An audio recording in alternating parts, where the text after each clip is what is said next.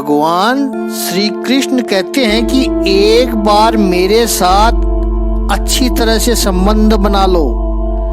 प्रपदन्ते, ये शब्द भगवत गीता में बार बार कहने वाले हैं प्रभु, इस 7वें अध्याय में और आगे भी कई बार कहेंगे।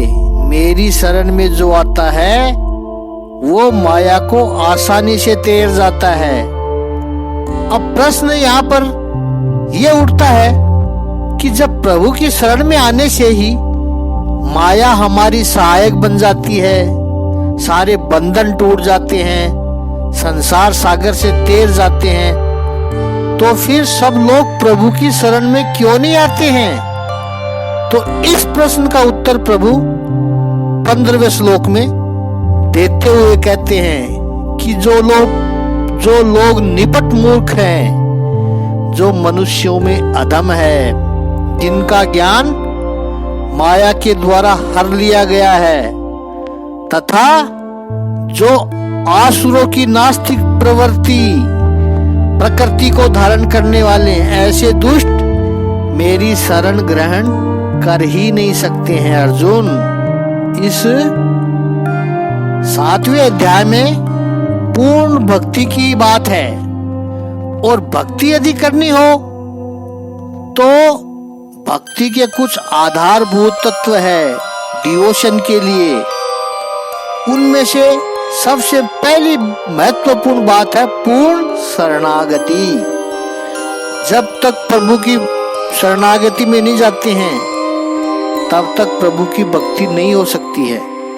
कई महापुरुषों का तो दर्शन ही है कि पूर्ण शरणागति ही भक्ति है, और एकनिष्ठ भक्ति ही पूर्ण शरणागति है।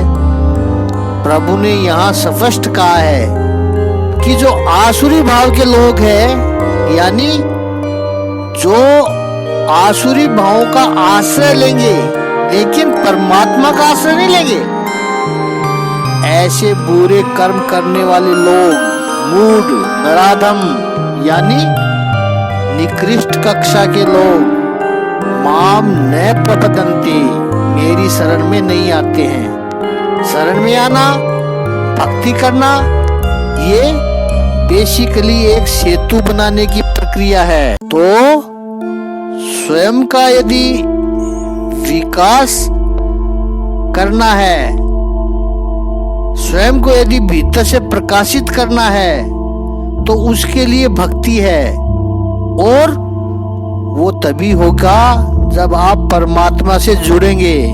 जो भक्ति का अर्थ है कि भगवान के साथ एक दिव्य सेतु बनाना। दूसरा है परमात्मा की शक्ति को अपनी शक्ति मानना, यानी जब परमात्मा को अपना बना लिया तब परमात्मा की ऊर्जा, परमात्मा की शक्ति आपकी शक्ति बन जाती है। सामर्थ्यवान बनने के दो ही उपाय है, एक तो पुरुषार्थ करके इतनी ऊंचाई छू लो और सामर्थ्यवान बन जाओ। दूसरा सरल रास्ता है भक्ति मार्ग का, कि जो सामर्थ्यवान है उसी के ही हो जाओ बस। इस पर आगे का चिंतन कल करेंगे। इस ज्ञान को विस्तृत रूप में देखना हो तो मेन वीडियो नंबर 288 अवश्य देखें।